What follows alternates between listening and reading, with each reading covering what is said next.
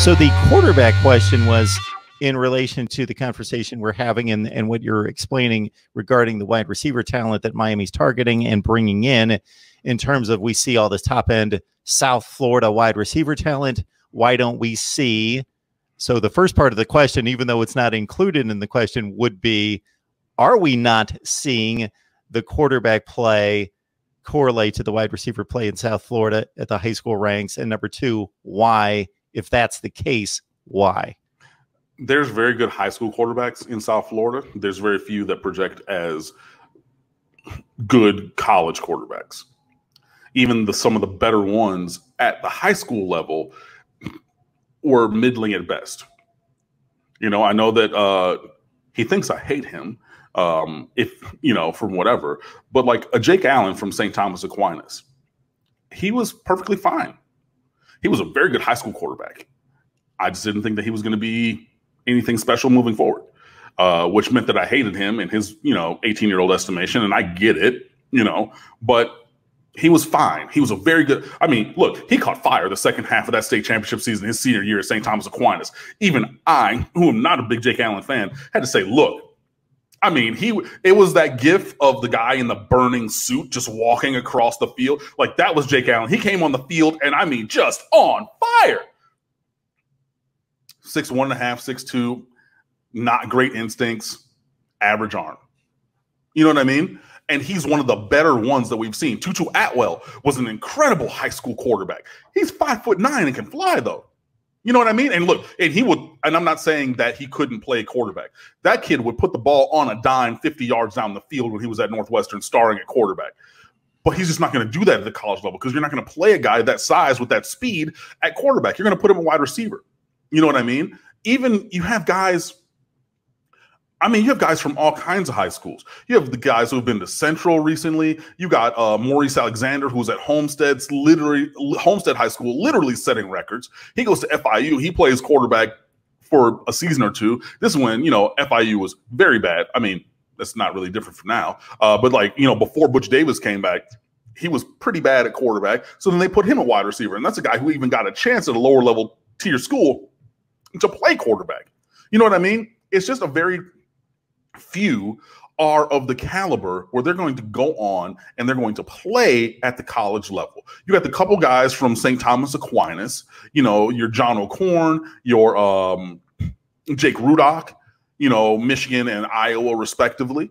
You had Geno Smith from Miramar going to West Virginia. You probably got a couple other guys, but it's really not many that are of the super high caliber.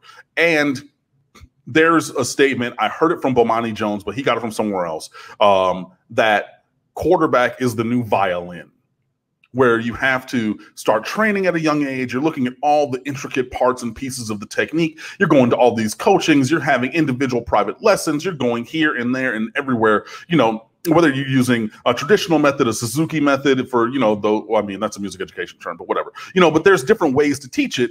But it's a thing where you're really going to, it takes so much more than showing up to your high school practice, playing in your high school games, and going home.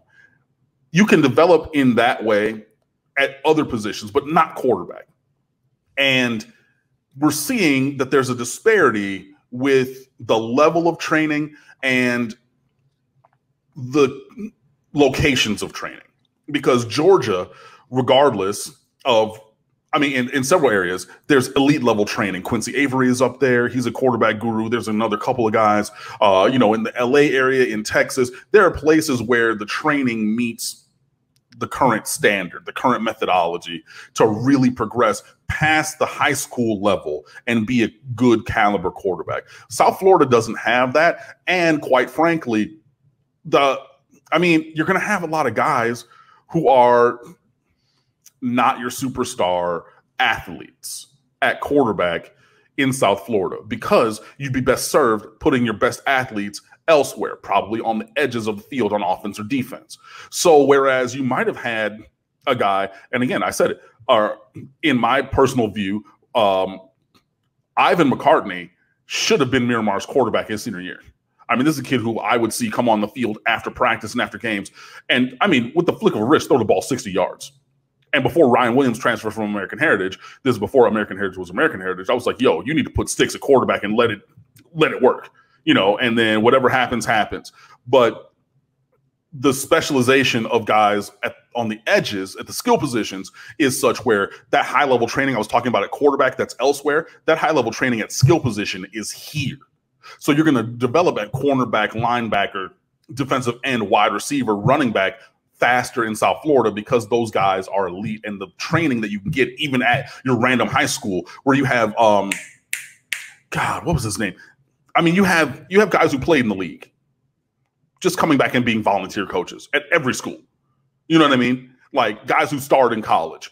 They might have, even if they went to HBC or something. But yeah, I put up numbers at the FAM. I put up numbers at Hampton. And now I'm back home in Miami. I'm going to work at Central. I'm going to be the assistant running backs coach. You know what I mean? So it's like the buy-in and the training. And also like you're just going to have some guys. And a lot of the quarterbacks in South Florida are, again, 2 inches too short and just a little bit less talented.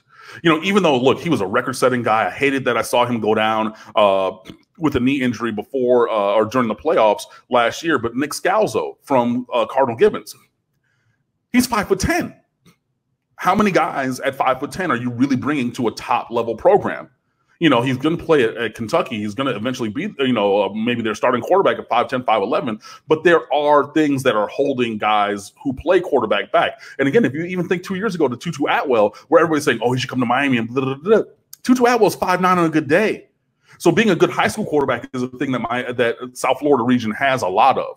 But having those talents of the requisite size and athletic traits and abilities to transition that forward to the college level, they're few and far between here.